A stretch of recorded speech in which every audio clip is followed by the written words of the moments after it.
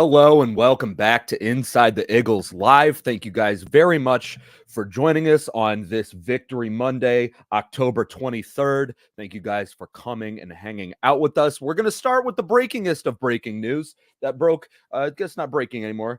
It's just news at this point, honestly, is what it is. But the Eagles have themselves a new safety. They got themselves a new safety, baby, and not just any safety. But they traded a 2024 fifth and sixth round pick and got rid of Terrell Edmonds. I'm sorry, DeAndre Swift, your buddy is gone. But Kevin Byard from the Tennessee Titans is now a Philadelphia Eagle. Look out, Georgia. Everybody was saying going into the season, Philadelphia now is just Athens North. We are looking at Murfreesboro Northeast, I guess, because that is two safeties on this defense that are from Middle Tennessee State University. People are calling it. People say Iowa is tight end university. Is Middle Tennessee State University safety university? People are saying. I'm going to bring in my co-host now. We're going to talk about everything, the trade. We're going to talk the game. Let's bring him in. It's Brandon Pockris and Jalil Williams. I nailed that time. How you guys doing today? I'm doing good. It was a crazy game, and we're going to get into it. And basically, I think it'll be boiled down to everything the Eagles needed to do to win. They did. But, hey, the rich get richer. Howie Roseman continues to show that he understands this GMing thing a little bit better than most people that do the same job as him. And it's very ironic because on a night where the broadcast continuously referenced how the Eagles fleeced the Titans on a trade, Howie basically circled the block again. Oh yeah. How about you, Ja? How you doing? I'm doing spectacular. I'm hyped. 6-1. We beat the Dolphins. I told you we beat the Dolphins. What did I say at the end of the last one? So let me be clear. I'm picking us to win this game. God damn it. And we won the game. We did what we're supposed to do. I had family come over, cooked food, had drinks. It was a party type atmosphere in the Williams household, and we were all elated. You know what I'm saying? So I'm doing spectacular. Victory Monday, baby. Let's go. I was wrong. I had this one chalked up, like I said, from a loss from the day the schedule came out, from where it was after the Jets game. Thought that it was going to be brutal. To be fair, the Eagles were set up to just get absolutely whomped, but we'll get into the absolutely best defensive performance that I've seen in a very long time. And it was brutal for the Dolphins. It was. Yeah. It was. It's like watching the Cove. You fancy yourself a blackfish aficionado. The Cove is essentially the same thing, but dolphins. And don't watch it because it's sad. Anyway, Lamont on here commented Titans. Did I misspeak? If I misspoke, I meant Kevin Byard came from the Titans. Kevin Byard, not just a nobody. I know a lot of times these guys in defensive secondary, their names can kind of get washed over because typically if they're performing good, a lot like an offensive lineman, you don't hear them a lot because they're not getting targeted. But Kevin Byard is a two-time All-Pro, I believe 2017 and 2021. He has 27 career interceptions from that time. The guy's good. If you're wondering about things he's done recently, last year when the Cowboys played the Titans, and the Titans were essentially playing an entire backup offense, and they stuck around with the Cowboys in that game. Is later on in the season, but they stuck around with the Cowboys in that game. A lot of that was due to Kevin Byard's 2 interceptions when he picked off Dak twice. So the guy's good. The guy's a ball hawk. He's a good player. Do you guys have anything else on him? It's kind of just like exciting. I mean, like it's exactly what Philadelphia needed. Oh yeah. We talk about on this show a lot, how the Eagles can improve, because as good as they've been, there has been room for improvement.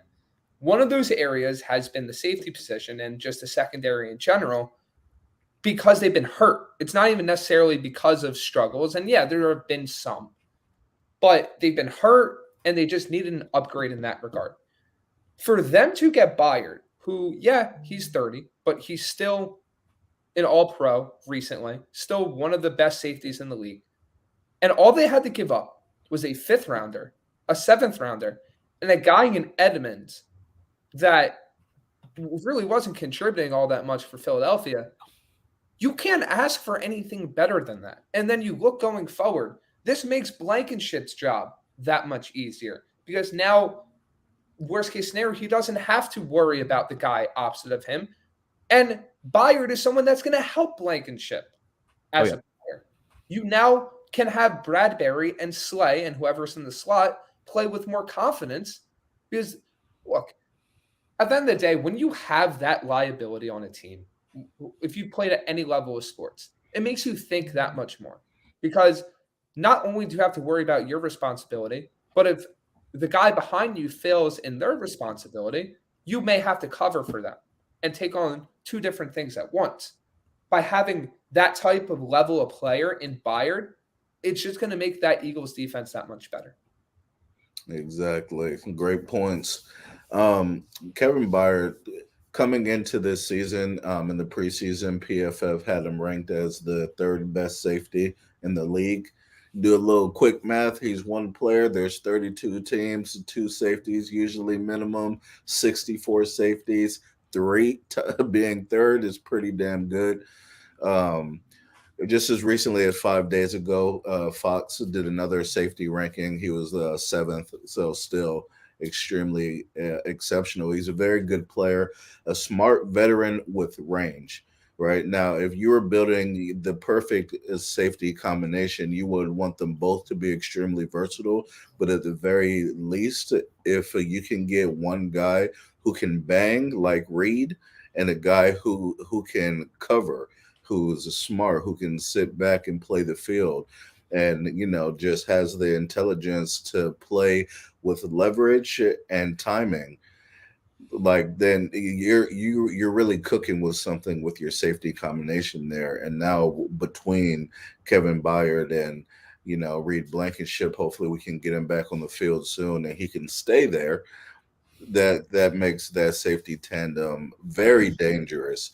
Very dangerous. And I don't think that Terrell Edmonds played horrible yesterday, but he's just the guy that's the odd man out. He hasn't played well overall. Yesterday, I thought he played okay, but I agree that we needed a clear upgrade at the position. I thought he was going to be better. We talked preseason about the safeties. I thought he was going to be better for us than he has been.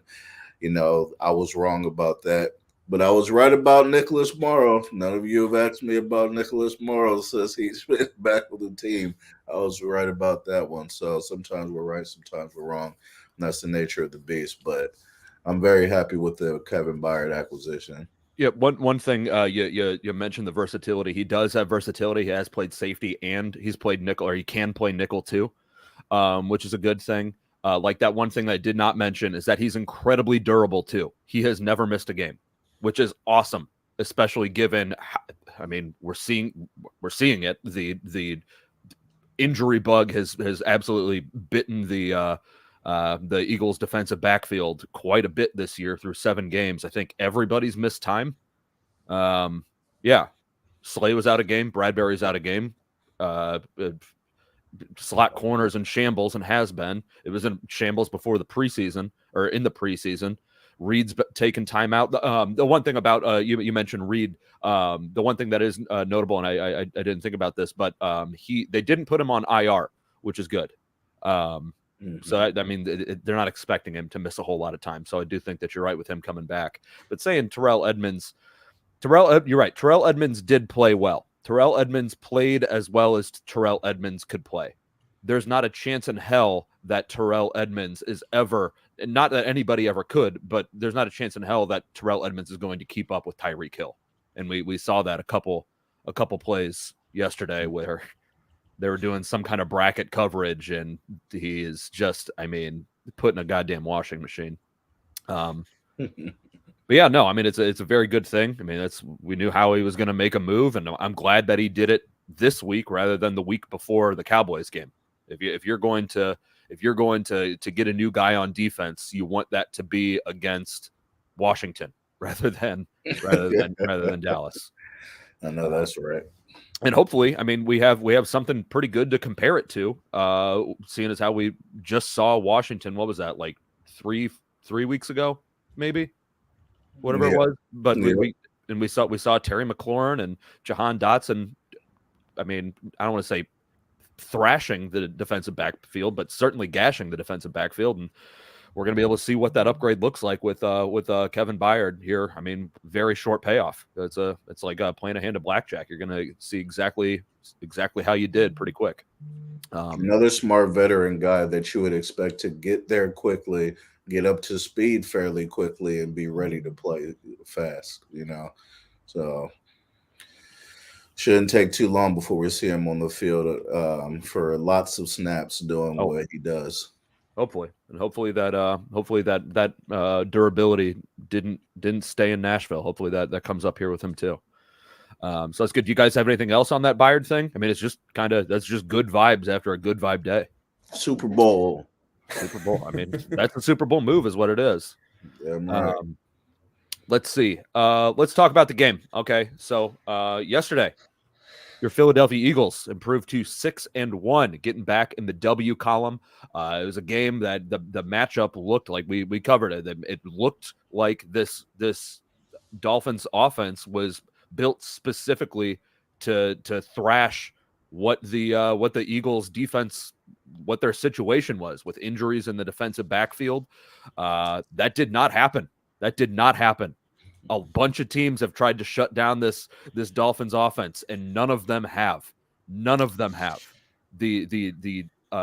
Eagles defense had them at season lows for, I believe, everything. Held them to, and I know Jai, you're probably going to argue with me on this, but just 7 points on offense. You can count it as 10. I would count that as 7, because that field goal that the Dolphins offense got was off of the Jalen Hurts fumble. They got the ball on the 23-yard line, and they moved the ball 1 single yard. That's a defensive win for me. So that Dolphins offense only got 7 points, which is just unheard of for what they're doing. Held Raheem Mostert to 45 yards. This Eagles offense just cruised too. The red zone play calling was bad at the beginning, but they really just they stepped up and started doing everything right. Jalen might have gotten hurt for it. Not good. But yeah, no. I mean, how are your guys' vibes after this one? I mean, if I'm going to start, do you want to go, Ja? If you don't mind. Yeah. You said that I might argue with you about that 1 point, and I'm not going to. I'm not going to, because look, I always think that nuance matters. Okay, and in a normal scenario, if they, I was ready to come on here and say, the defense only allowed 10 points. And I still feel that way, but I'm not going to argue with you for feeling the other way because of what you said. It was a turnover. They got like 1 yard, and that is a defensive win. That's a huge win for the defense, especially against an offense that dynamic. But Jalen Carter came back. He made his presence felt. Those guys up front collapsed the pocket. One of the things about Tua in that offense, and I wanted to go first, Brandon, because you're a very smart analytical guy too. So let me try to get mine off before you say something that I was going to say. So with the 3-step drops that they use a lot to get the ball out of Tua's hands, and they do play under center, it means that he needs to have that area to step up in the pocket to release the ball, and that area was not there. Because they collapsed the middle of the pocket consistently all night. Sean Desai deserves all the credit in the world for making sure that those guys did not look too hard at all the motions. The window dressing, they didn't get out of position. They were very disciplined.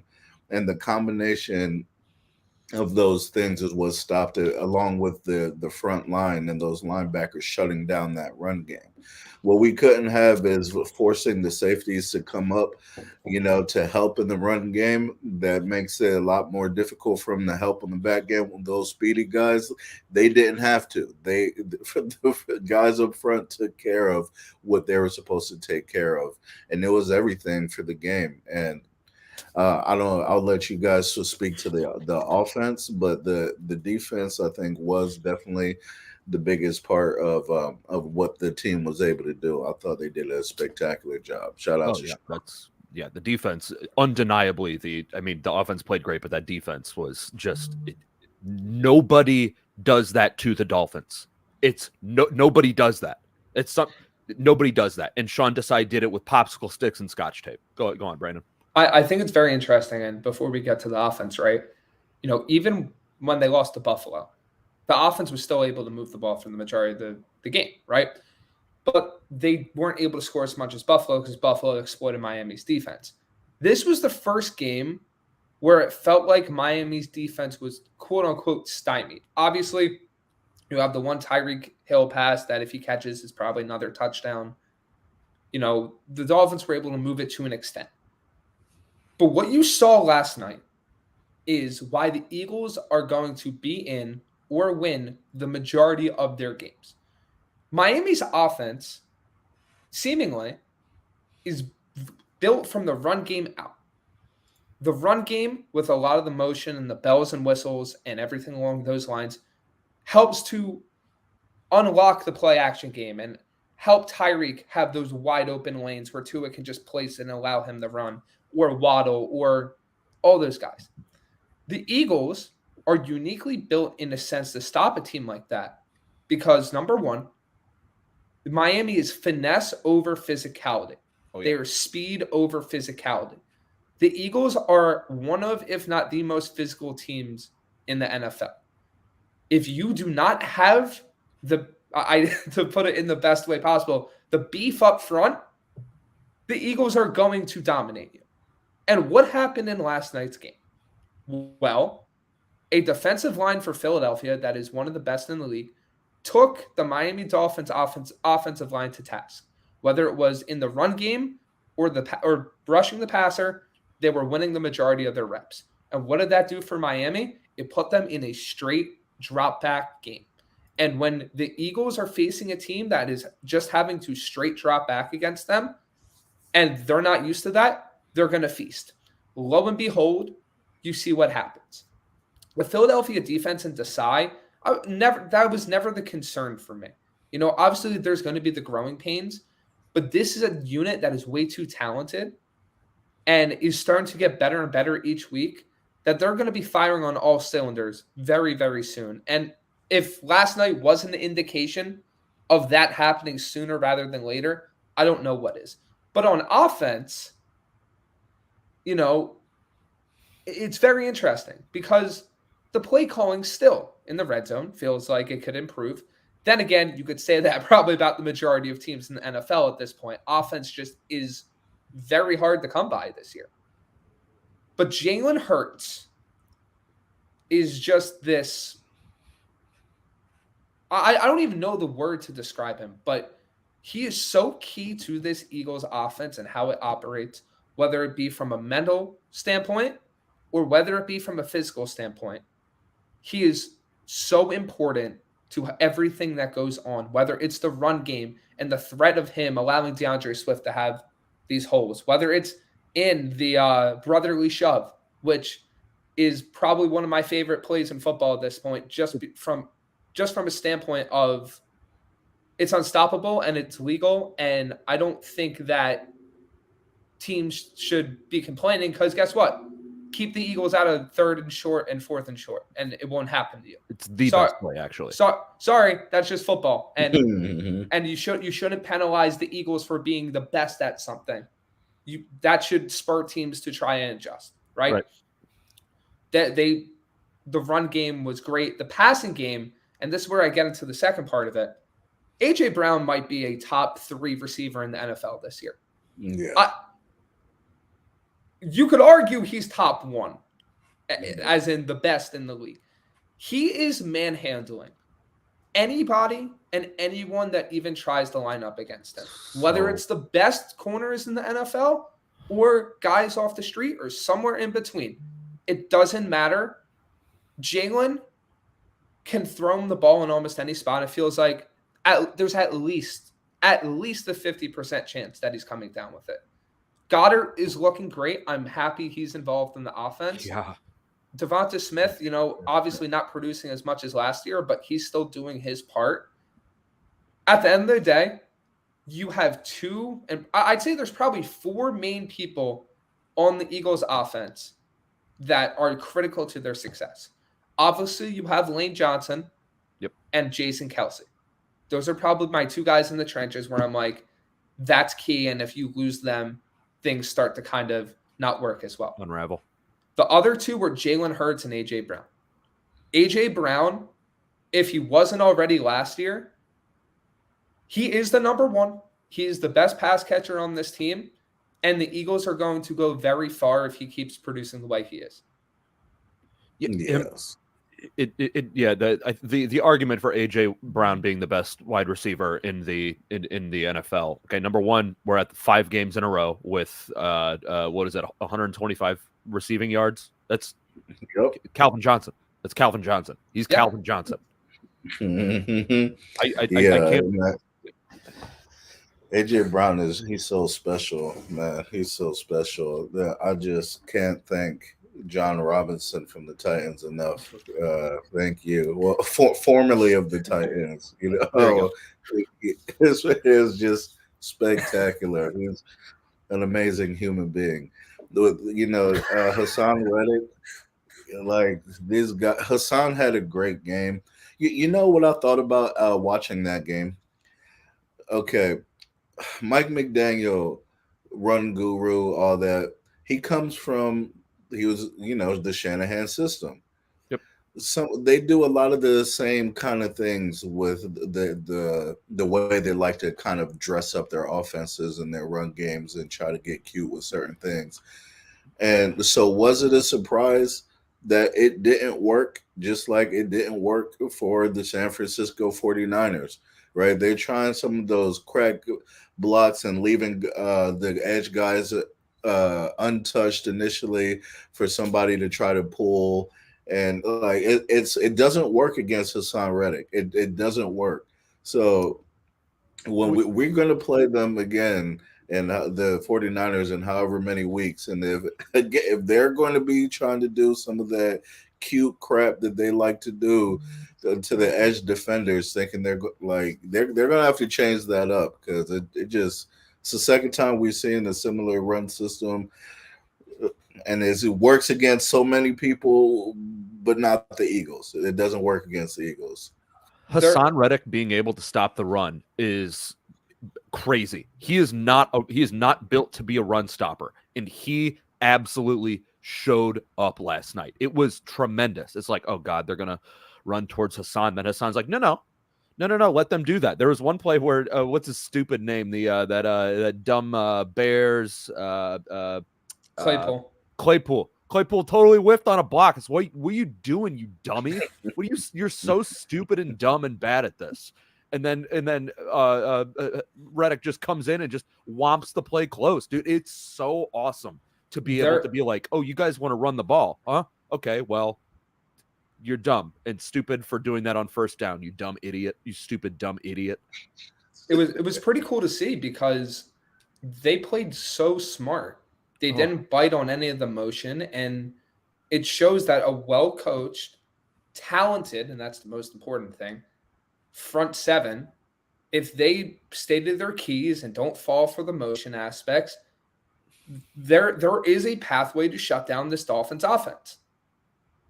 Yeah, and okay, it is such a great job tackling it too, right? The run after the catch wasn't there. Yep.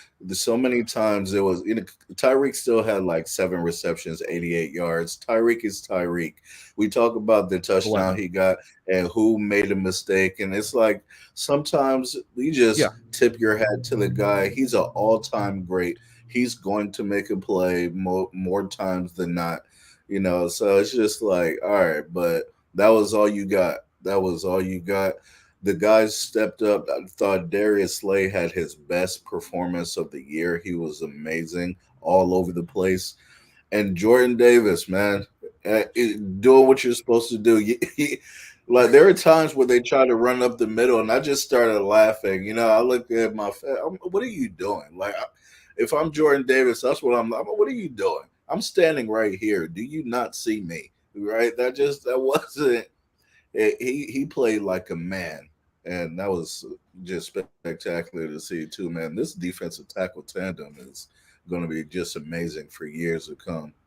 Yeah, every time they ran the ball, Jordan Davis was just the Michael Jordan, and I took that personally. It's like, what do you? You're so stupid. He's 360 pounds of abs, like you said, beef. He's so much meat. Huge. Come here, let me give you a hug. What are you doing? He just grabs you and falls over. You're dumb for running at him. Yeah, you can't do anything. To your guys' point with the Eagles defense, right? Even with the Tyreek Hill touchdown, that was just a perfect route by Hill, perfect release, and a perfect throw by Tua. He was bracketed. He just outran the bracket. Like, there's one guy in the NFL that can do that, and it's him. Yeah. And to the point with the secondary, right? It felt like even when the Dolphins were getting yards, even when the Dolphins were moving the ball, the Eagles, the way they were set up on defense, they were keeping everything in front of them. Made them There was nothing where the guy caught it and all of a sudden there's 80 yards of free space and they're gone. It was, yeah, you can take this, but we're confident enough in our defense to hold you at the end of the day that we're going to bend but don't break. It was the first time I saw that from the Eagles defense, kind of taking that, okay, we'll let you take the yards, but you're not going to hit us with the 75, 80-yard explosion play that flips the game on its head. Yeah, the looking at this, the longest play that the Dolphins had, 21 yards by Raheem Mostert.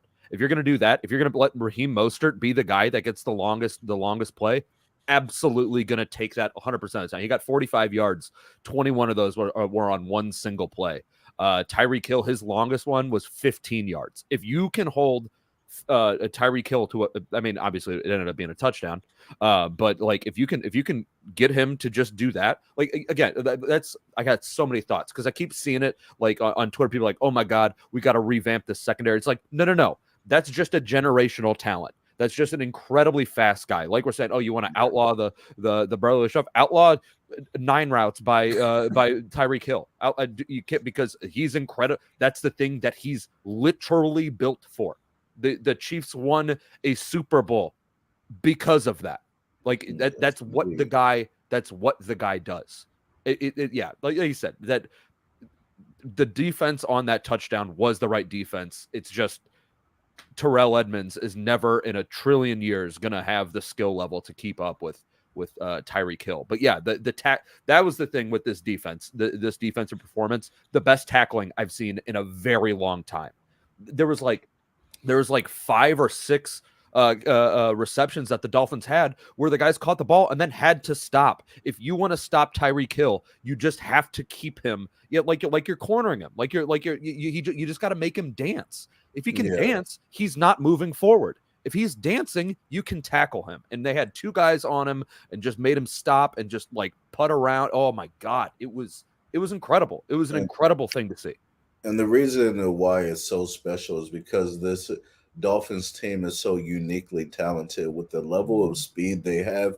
Usually when guys are as fast as their players are, they're not great route runners, or they don't have great hands, or they don't see the hole well if they're a running back. They've just kind of relied on the speed their whole life, and they've never really worked on the nuance of the game as well as they should. But that's not the case with these players. Like Jalen Waddle, Tyreek Hill, Raheem Mostert, they're all very talented. They can see the hole. They can run multiple routes. They understand stopping in the holes and zones and exploiting what the defense is trying to do. They understand all of that. And still, right? So that one of the reasons why that makes them even more dangerous with that speed is like you have to play perfectly pretty much, Yeah. right? You play too close and they're going over the top of your head. You play too far back and they're smart enough to work underneath you and fast enough to turn those into big plays. So to play at the perfect range and be there to crowd them when they make the catch and not allow the run after the catch, not allow anything over your head, just a spectacularly executed game plan implemented by Sean Desai. And man, just great, man. Just great. Love it. Love it. I almost wish that they would have let the Dolphins score one more time because Sean Desai ain't going to be in Philly for long, man. He's good. Right? He's so good. He is like, if you're wondering what it looked like, what a good, like a well-coached defense looks like, that's it. Not I getting mean, any penalties too. No Not getting any penalty. no penalties penalty. against those. Okay. One. Yeah, One. the one. Yeah. It should have been one. That was the ultimate ball don't lie. I don't see nothing. That was karmic retribution is what that was. That was tough. I didn't like that. My buddy sitting behind me is like, "Oh, that should have been a face mask, right?" He's like, "We're not gonna." James Bradbury had a phantom hold called on him in a Super Bowl. We're not going to talk about this. This is coming. That's totally fine. Look, let me share something with y'all real quick about that though. When you're arguing with Dolphins fans, all five of them, there's two things can't be true in this situation. Okay, right? So if you believe that the ball don't lie, and that's why there we had that turnover right after the face mask got caught, then I don't want to hear about the face mask because the football gods corrected that. That's But fair. you know what I'm saying? They corrected the missed call. If you believe that that's a ball don't lie scenario, then okay, I'm gonna give you that. Well, then I don't want to hear any more about that face mask that didn't get caught because you got the ball for it. You know what I'm saying? So that's fair. I think that that's like bringing up Michael Vick did the dog fighting thing. It's like, well, he went to jail for it and actually probably went to jail for too long for it. So let's stop bringing that up. Well, let's face it, right? Dolphins didn't lose that game because of one call or two calls or three calls. The Dolphins lost because they got out physicaled by a honestly better Philadelphia Eagles team. Yeah, as soon as oh my God, when Jalen Carter just absolutely bullied, was that whoever that guy was, something Wynn? Isaiah Wynn and basically knocked him out of the game. And he just bullies him back, and that guy gets knocked out of the game. 2 plays later, his backup gets a holding call. It's like that's how teams have to play these defensive front, and that's kind of the story of this game. Is that you said they got out physical. And if you're getting out physical, you're going to end up getting that kind of penalty. And then, oh my God, it was awesome. The penalties were great. I think, what was it? They had 10 penalties or something like that. And I think 6 of them were pre-snap things too. It's like, that's what they have to do in order to try to slow these guys down. And you're going to get called on it. They're going to get called on it. So we give a nod to Sirianni in that regard as well, because early in the season, we were having way too many penalties. And then we just played our biggest game of the year and had virtually none. So, working on those things, continuing to hammer away at disciplining the team and making sure they're doing things right.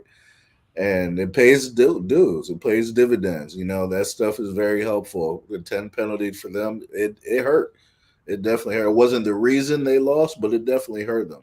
Oh yeah, no, I mean, getting holding calls, getting the pre-snap stuff, setting the Dolphins offense up behind schedule, and then they have to throw. They do a few things just to get an extra 1/10 of a second because Tua gets that ball out quick. Like that's the kind of stuff that helps. And that was one thing that I was kind of wondering too, if this was going to be a bigger Josh Sweat thing than a Hassan Reddick game. Is that Tua's left-handed, so all of a sudden we're talking about guys rushing not from the blind side anymore. I guess this doesn't have anything to do with the penalty thing, but I said Tua's name, and that was kind of one of the things that I was wondering. Josh Sweat, also a phenomenal game, man. He basically closed it out. He did. basically closed out the game.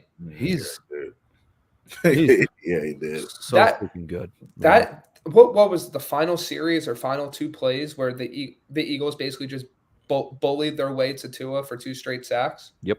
That was insanely impressive because Tua gets the ball snapped, and all of a sudden it's like both edges are in his face.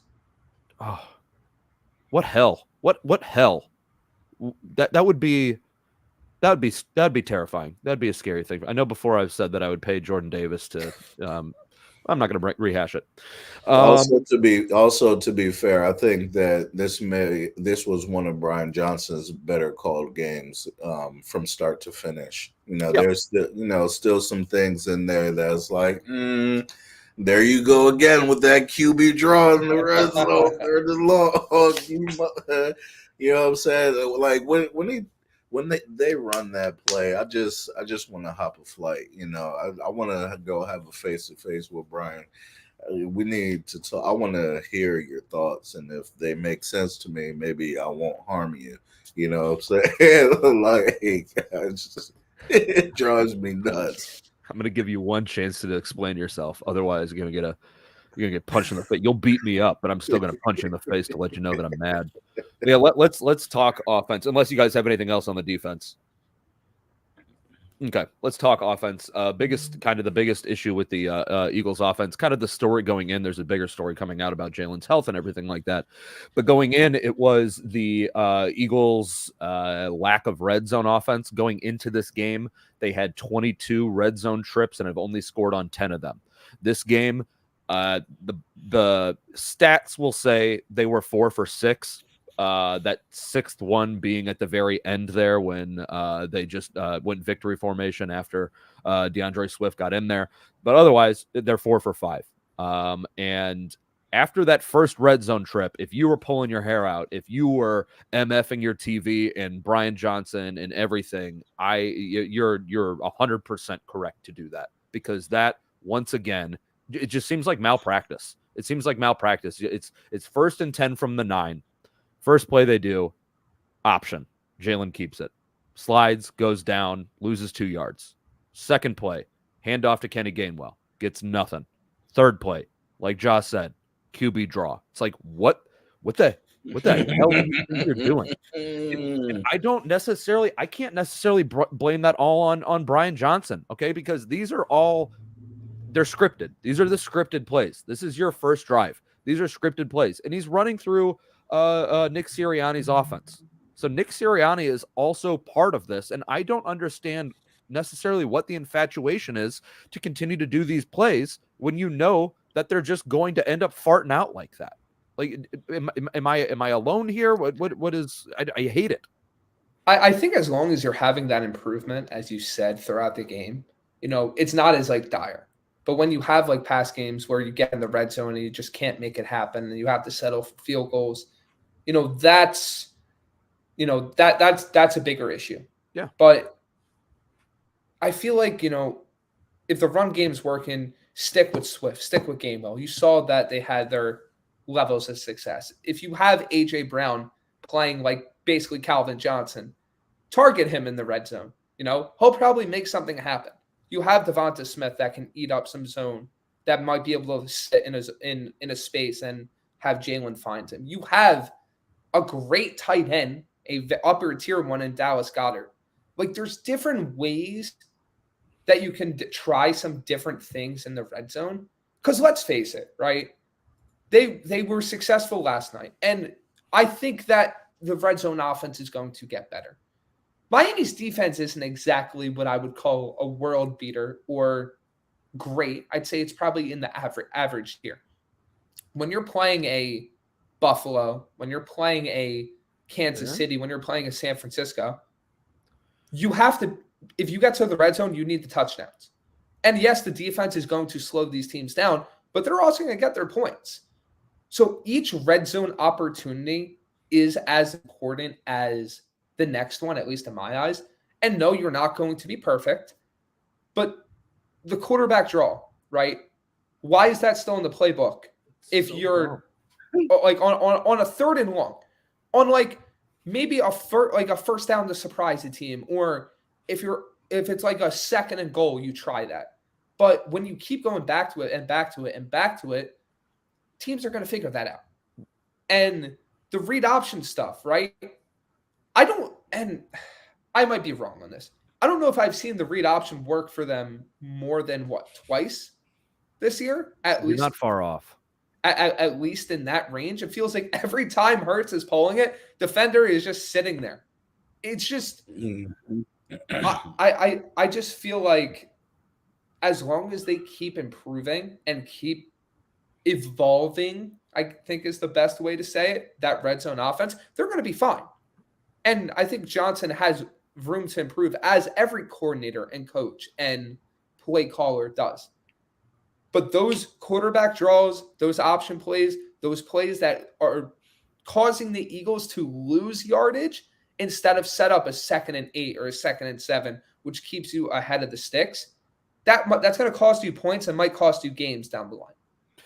And I'm almost wondering if it's some kind of infatuation with the brotherly shove, because when you're doing the QB draw, from what exactly was the yardage there? I think they gained some yardage. 1 second, I'm pulling it up right now. It was like 3rd and 8 from the or 6th.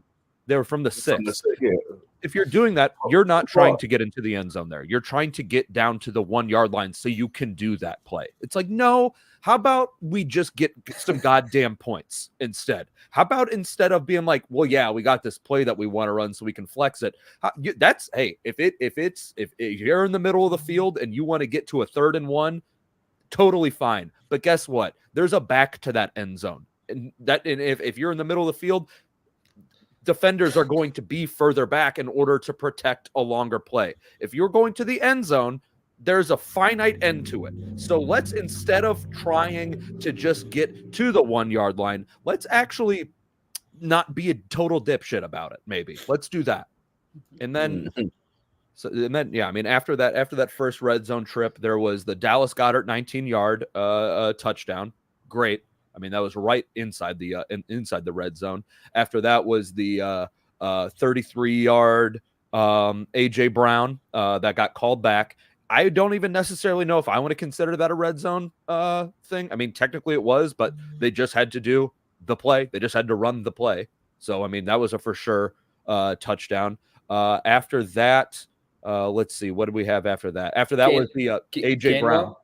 Kenny Gainwell was the last one. There was the AJ Brown 14-yarder, and then Kenny Gainwell having the most beautiful ballerina dance I've seen in my entire life. So, I mean, after the first one, they weren't red zone trips; they were field trips. Yeah, field trips. That was good. Yeah.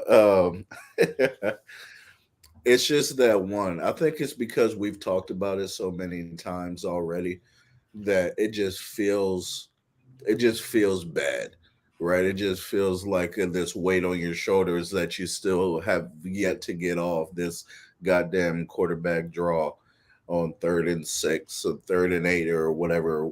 I just say shelve it for a while, because right now it just feels like it doesn't work at all right now in that scenario. So for now, like, stop using it. They're looking for it too much. Come back to it later. You know, like a month, 2 months down the line, you can pull it back out. But for now, just stop running that for the time being.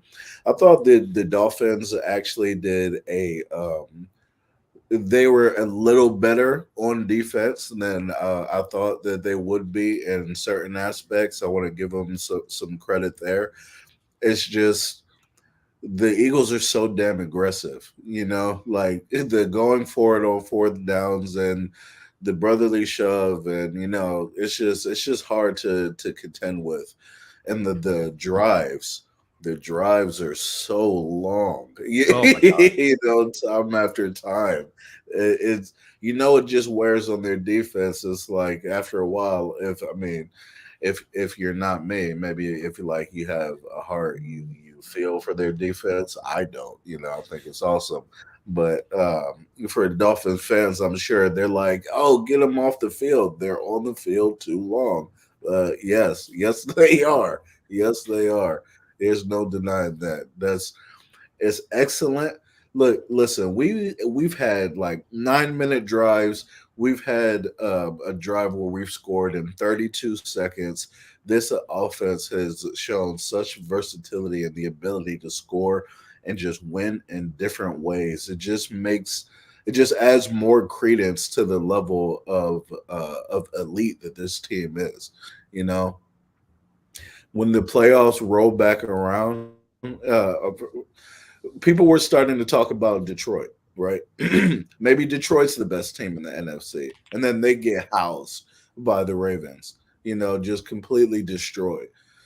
It's still the 49ers and the Eagles. We love the Lions. We've talked about the Lions on this show. We love the Lions. They're really good. They're not there yet. They're right there on the doorstep. Give them a little bit more time, but it's still the Eagles and the 49ers. And I'm biased. I'm still going to go Eagles. We already beat them. Like Debo Samuel's hurt now. We'll see how long he's out, how Brock Purdy's going to play without him. We'll get a taste of that. I'm sorry. I don't know what's up with my throat, but we'll get a taste of that tonight. They're playing the Vikings without, Debo, obviously, but Christian McCaffrey is back. So they'll start to try to figure out how to work without Debo. I think they said he's only supposed to be gone for 2 weeks, maybe? Did y'all hear that? About 2 weeks? Yeah. Okay. I don't think they put him on IR. Okay, so he'll be back soon. But yeah, I mean, the Eagles have just shown, man, with the different struggles along the way, just keep winning. You throw the biggest test at us yet that everybody is, oh no, it's the Dolphins. They put up 70 before. How's Eagles going? What do we say? They have to play us too. Who was the team in the Super Bowl last year and dropped 35 points? Was it us or was it the Dolphins? I mean, it wasn't the Dolphins, right?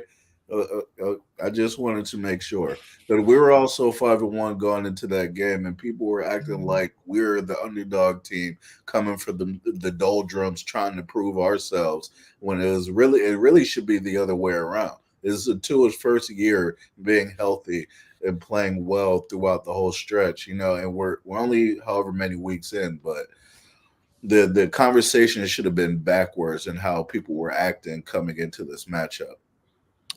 I mean, it just the vibes were just that Jets loss was just such a kick in the dick that, like, I mean, you might be, if Tyreek Hill is ungodly fast, you might be the Tyreek Hill of positive views on things. my whole thing with looking, and this obviously 2020 hindsight, that Jets loss might have been the best thing that could have happened to the Philadelphia Eagles. Yeah. I don't know. But what did I say, Jake? What did I say at the end of the last show? I said if we would have won the game, then I would have felt that we'd probably lose to the Dolphins. But after losing the game, I was like, oh no, the Dolphins about to get it. The Dolphins are about to get it because we have the talent on the team to do it. It's a matter of the Eagles have realized that they weren't invincible early enough in the year to where it wasn't going to derail their season. Because we've seen it happen before, where you have teams that go like 13, 14-0. They lose that game late in the year, and then by playoff time, they lay an egg. Like that, this is something that's happened before. You have that loss early on in the year, you get it out of the way. It's that pressure of the undefeated season and all that. It's real. It's not something that's spoken about, but it is real. And now the Eagles can just focus on dominating teams, not worrying about that zero in their loss column. I'm 100% with you, Brandon. 100%. Like, think about this, because sometimes something happens like a bad loss and it gives you a kick in the ass, right? Now, listen, I play video games with my brothers, okay? All the time. We play fighting video games. All right, we're playing Mortal Kombat, okay? The new Mortal Kombat. One of my brothers we always kind of beat up on him, right? He's the one that he just doesn't get any victories. Okay, no matter how hard he tries, he doesn't really get any victories. Flex. He jumps on the new game, and after not really playing much, he gets a victory off me.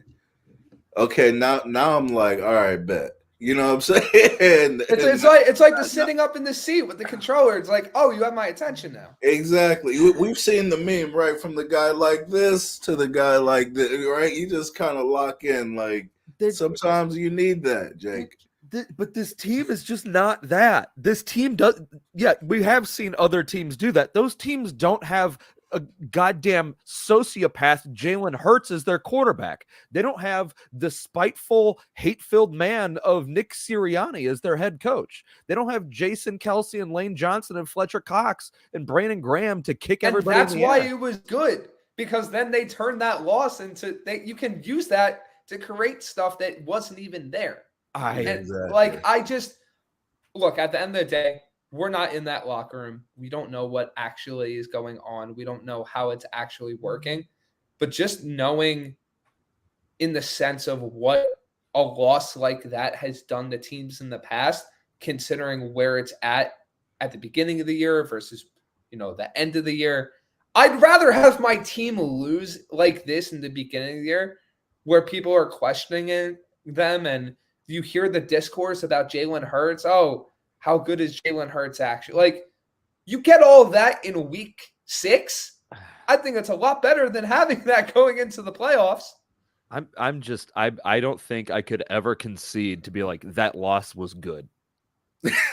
Of course it's not good, but it's you said it was the best thing to ever happen to him. You got to pull. You're right. You didn't say it was good. You said it was better than good out of it. Yes, exactly. It's the best thing that could have happened to them in a loss. Come on, Beckman. I'm stalwart with my opinions. We know. I can get past that. Anyway, they won. They saw the same thing happen last year. Maybe you have a point to that.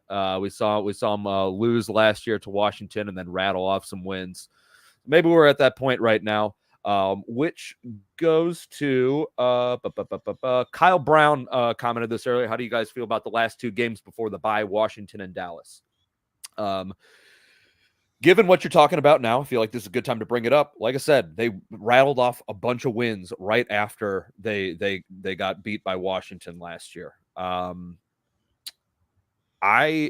think, I don't know. How do you guys feel about these 2 games that we have coming up?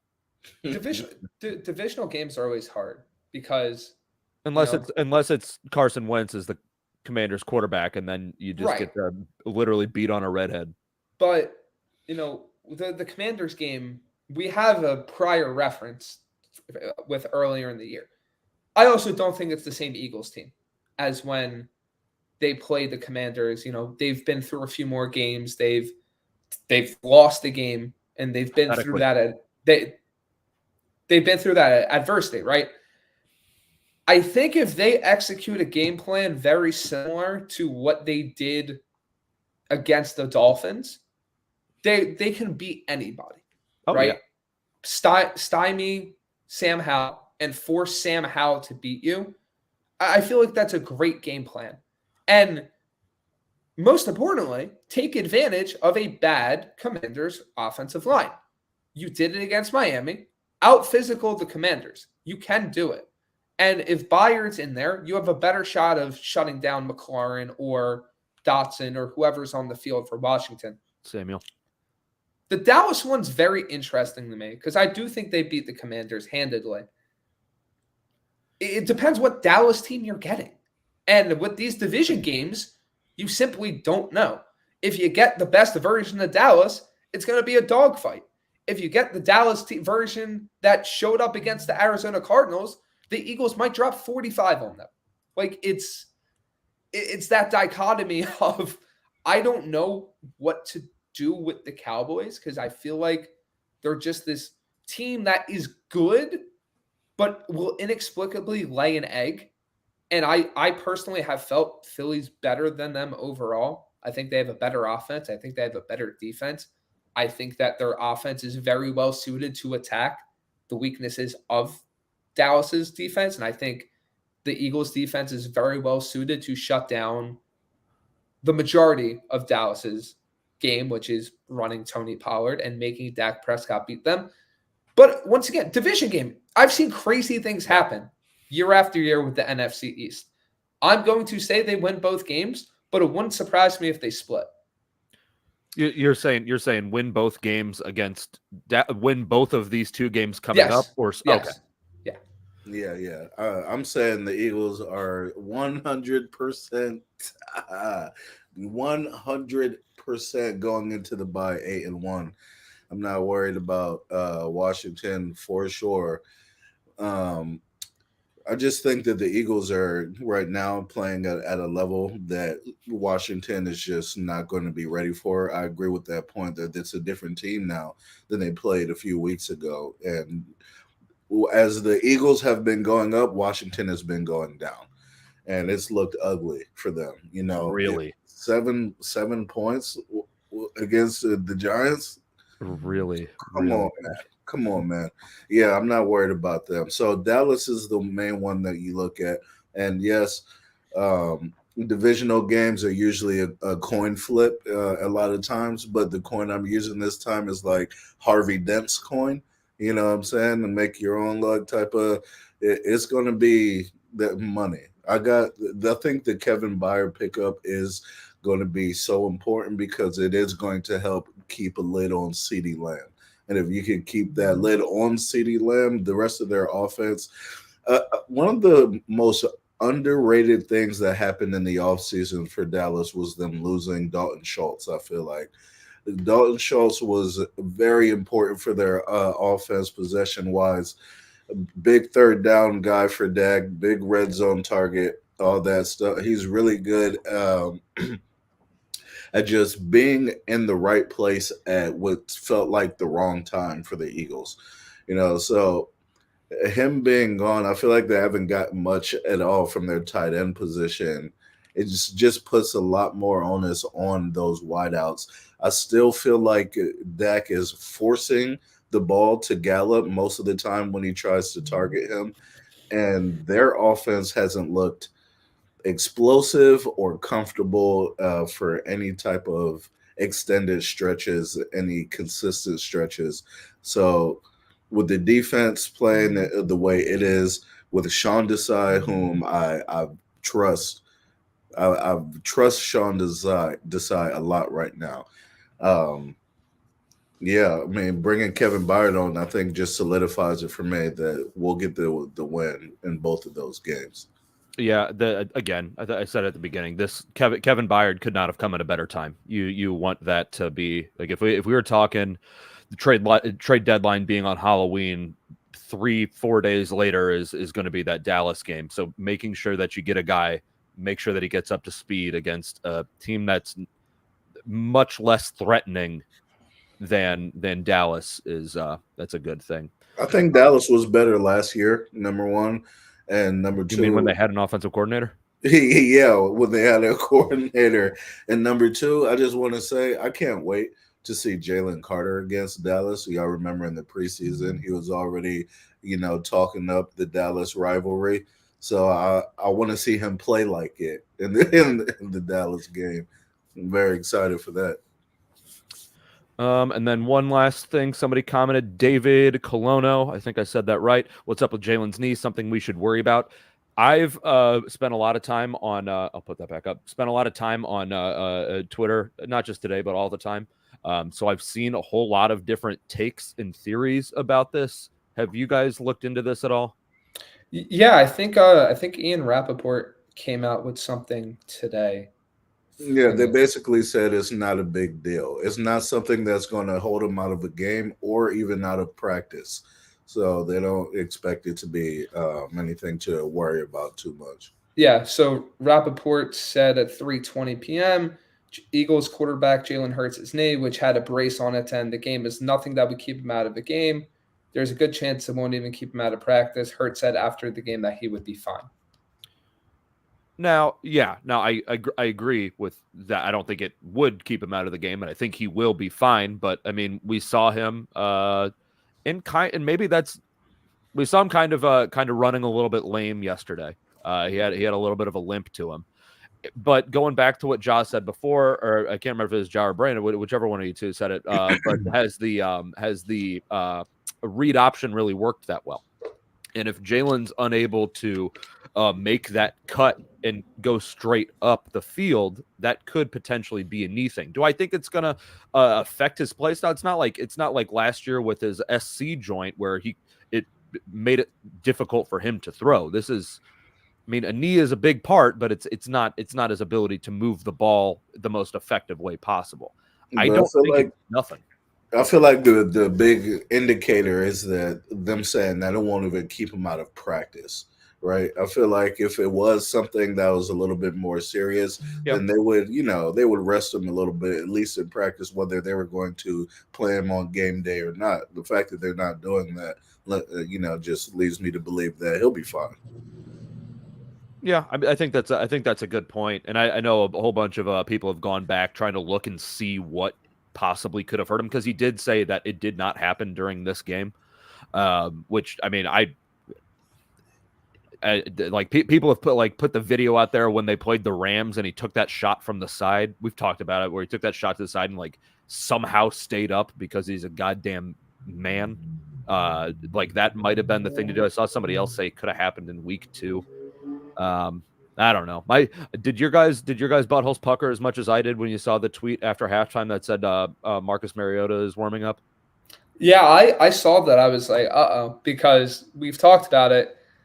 Mariota is not who I want to run any NFL offense, let alone the Eagles offense. So okay, I just wanted to make sure. There was no butthole puckering going on over here. Honestly, it's because I didn't see the tweet. I was a little too caught up in what I had going on in the house. I didn't even look at Twitter that much until after the game.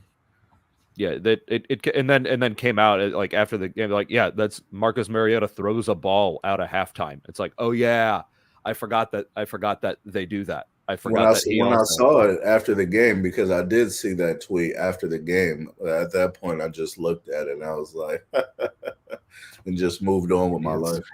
I think what happened was it is normal, obviously, for the backup quarterback to warm up too, but I think Hurts was late coming out of the tunnel. So the reporter saw that, said, "Hey, Hurts is not on the field," and then Hurts comes out late. And they both were warming up at the same time. It was probably just precautionary to be like, hey, if Jalen actually is hurt, we need you to be ready to go. Right. He was probably in there recording another commercial. Jalen Hulu has less sports, baby. One last thing before we go. Kelly Greens. I'm glad that you brought this up, because I meant to say something to you. Do you want to have a thing? Do you want to have a segment? Sure. Yes. Let me see if I can find it. Where the hell is it? Overlay, maybe. It's in there. The nest inside the Eagles live. Jaws. Now listen, I've held a very strong and firm opinion about the Kelly Greens and about how I wasn't really a fan of them. My pop has a Kelly Green Reggie White jersey and a Jerome Brown one. And from what I recall, they were lighter than I remember. When they came out on the field in the jerseys, I was like, I like these. They look good. I can't lie. Listen, I'm not going to lie. I'm not going to just sit up here and try to hold on to something just because I said it and I don't want to look silly or whatever. I am a human. I'm a grown man. I'm an adult, which means I have the right to change my damn mind. And I changed my mind. I like the Kelly Greens. I thought they looked great. Again, I will maintain that I thought that they were lighter, like more closer to a lime green type of style, which then that I wasn't a fan, but they weren't. I told my pops, who was here yesterday, I said, I'm going to have to go to your house to look at your Reggie White his jersey because I thought it was lighter than that, and he just laughed at me. But that's neither here nor there. I have come around to the Kelly Greens. They're really good. I'm gonna get me a Kelly Green shirt, even So welcome to the fam. And I think one thing that it might made them look a little bit darker than that. I think that might because they're playing at night. I don't know when that Buffalo game. What time of day is the Buffalo when they're playing? That game's at 4:25. Or that one's at 4:25, but it's going to be after daylight savings, so it might be bright when the game starts. Maybe I thought that was a night game. Oh no, the Chiefs game's a night game. Yeah, that's Monday night. But yeah, that I wonder your eyes / the camera might have been playing a trick on you. No, they look good last night. That's all I can say. I ain't gonna sit up here and lie to nobody. Quick question. Do we like them enough to where you would encourage them to go to the Kelly Greens full time? No. Somebody talked about this earlier on one of the national TV programs I was watching. I can't remember who said it, but it's like, Kyle Brandt on Good Morning Football. Christmas is nice. I don't need it every month. You know what I'm saying? I guess I liked them. I thought they looked good, but I like the regular uniforms. I like the black. You know what I'm saying? So, I'm good with just bringing them out every now and then. So my whole thing with the uniforms is like, I think it varies for every team. Like the Eagles are that team where I'm like, Kelly Greens are a cool alternate, but the regular uniforms I like a lot. Yeah. You look at a team like the Jets, for example, that brought back their alternate. I'm like, okay, I'd rather them go to that full time because the jerseys they currently have are atrocious, as in the green one and the white and black are okay, but that kind of all goes together. The Giants throwback, I think, would be better than what they have now. That slaps exactly. So hard. So it's like it's team to team, like it's not just one universal. Oh, every team should go to their throwback or every team should stay current. It's how does it look compared to what's actually on the field the majority of the time? Yeah. A lot of, and also the vibes with midnight green. Midnight green's a winning color. Yes. So big fan of the midnight green. It's hard. It's at some point I'm sure they will go back to Kelly Green as like a permanent thing, and then midnight green will become the alternate. But we're years away from that, I believe. I think the midnight green is a Jeffrey Lurie concoction's not the right word, but create a Jeffrey Lurie creation. Like he made it. Like midnight green wasn't a color because that's be a really weird. Midnight's not great. Whatever. But he's going to stick with that. He's going to stick with that. But good. I'm glad that we have Ja on our team now. Welcome. We're a very welcoming family at this midnight green home. Thank you. Do you have snacks? Bring your own. Bring your own. All we have here is Natty and Bud Ice. That's what we do. Oh no. Welcome to our home. All right. Do you guys have anything else? Any other closing thoughts or anything like that? Go Birds. Go Birds, baby. Thank you guys very much for joining us. Your Philadelphia Eagles are 6-1 after laying an absolute thumping down on the Miami Dolphins, who did not wear their alternate jersey, which is kind of a scumbag move from them. But the Philadelphia Eagles did come out on top, which is great. Everybody here is happy. We are all happy. We got good vibes. It is now Washington Week Volume 2. We will be back with you guys on Friday to talk about that. We'll try to get somebody from a commander site to come on and give us a little bit of insight and find out exactly what has gone wrong. Maybe Emmanuel Forbes was the linchpin and they benched him, and that's why everything's going poorly. Who knows? We're going to find out, though. We'll talk to you guys on Friday. Go Birds. Go Birds, baby.